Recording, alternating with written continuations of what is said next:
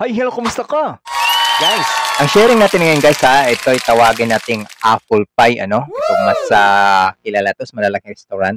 Ito guys, ayan, hatiin na natin. Tingnan yung ating palaman guys, napakaganda. Ito mas maganda pag pinipirito natin. Ito ay akin na baked version to ha. Binibake ko siya instead na prituhin. Pero mas malutong talaga siya pag pinipirito. Okay? Ayan, naglalagay tayo ng ating mga dry ingredients, ating mga sugar, ang ating margarine at saka ang ating oil o pure butter, pwedeng-pwede dyan guys ha. Yan ang aking option na lamang. Ayan na ang ating flour. Sa flour naman, ang ilalagay natin dyan, pwedeng-pwede ang all-purpose. Pero sa akin, hinati ko yan, 150 grams. Yan ang aking first class at saka third class. Wala akong available na all-purpose. Ayan, inahalo na natin dyan ang ating mga ingredients. Ay ang ating baking powder, powder milk. Okay? Powder milk. Ayan. Halo-haloin lang natin, guys. Baliktarin lang natin siya. Babalik-baliktarin.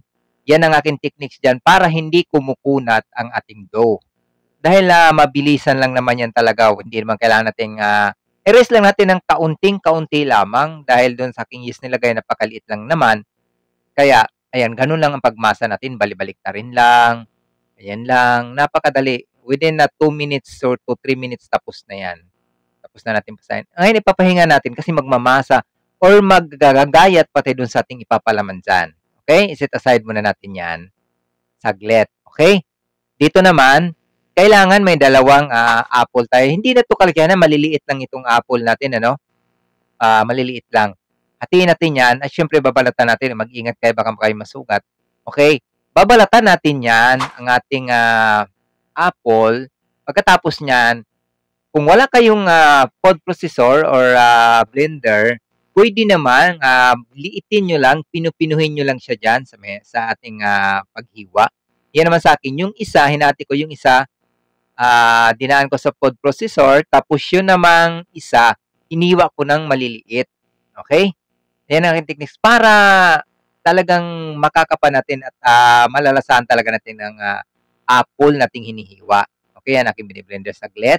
Inahaluan ko na rin dyan. Nagbawas ako doon sa ating 60 ml na tubig dyan para sa ating palaman. Okay? Ayan, ganyan ang kaliit ang ating paghiwa sa ating apple. Okay? Dito na tayo. Ayan. Nilalagay ko naman dyan ang ating cinnamon powder at ang ating water at dyan, kasama na rin dyan ang ating cornstarch. Okay? Lulutuin na natin yan. Ayan, 1 teaspoon na margarine lang or even butter, pwedeng-pwede rin. Okay? Ayan. Isunod natin yung ating apple nating nilit-liit. Okay? Ayan, halo lang natin. Isunod na rin natin yung ating cinnamon powder at saka yung ating cornstarch at ang ating tubig. At yan, sinunod na rin natin ang ating bine-blender na apple kanina, yung isa. Okay? Haluin lang natin haluin. Madali lang naman yan maluto, guys. Oo, tignan lang natin mabuti ha. Ayan. Tapos, sunod naman natin ating sugar. Ayan. May sukat naman tayo dyan. Tingnan natin mabuti ha. Ayan ating sugar. Then, halo tayo ulit. Okay. Napakadali lang yan maluto, guys. Okay. Tama lang yung lapot niyan. Pag pakiram nyo na lumapot na, pwedeng po din ang tanggalin yan. At ilalagay na natin sa ating pinggan. Okay. Ayan. Ngayon, balikan na natin dito ang ating dough. Napakadali lang, di ba? Okay. Ayan. Paplatin lang natin. Kung makikita po ninyo, hindi talaga yan makinis totally, okay? Ayan. Pero napakalambot, napakaganda ng ating dough. Kumpleto naman tayo sa ating ingredients, ano? Ayan. Yan, walang kulay yan, guys, ha? Walang kulay yan. Ang margarine lang nagdadala dyan, oo. Puputulin nyo lang sa laki ng inyong gusto. Pero sa akin ay 50 grams. Aking putol dyan at nilalagyan ko rin siya ng palaman. Pinakamaganda niya, para walang sobrang inyong palaman, ano? Ilalatag nyo muna, ipa-flatten nyo muna yung mga pinuputol natin, nating crust or ating pabalat. Ngayon, dyan na natin i-divide lahat, ipapantay na natin ang ating palaman para walang sobra, walang kulang. Okay? Ayan lang naman, ganun lang naman kadali. Ayan, ilalatag mo lang lahat dyan. Tapos, ayan, mag-scrum, kailangan gagawa tayo ng egg wash para yan ang ipandikit natin. Oo, dyan sa magkabilang gilid, ano?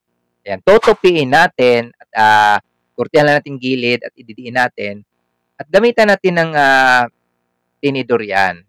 Okay? Ayan, parang pinaka-style na rin niya. Okay? O, ganun lang guys kadali dahil ang ating dough talaga, ang ating crust ng ating apple pie, napakaganda. Lalo pa pag piniprito nyo po yan. Pero sa akin talaga, para less sa mantika, dahil kakain lang naman namin, binabuti ko ng i-bake. Okay? Ayan, habang binubutasan natin yan para hindi siya lulubo, ano?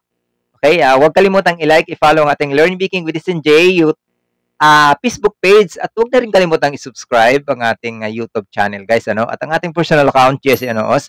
Maraming salamat. Marami pa tayo. Ayan, nilagyan ko ng powder cinnamon at saka konting sugar lamang. Binubudat sa taas, ano? Ayan, makikita po ninyo.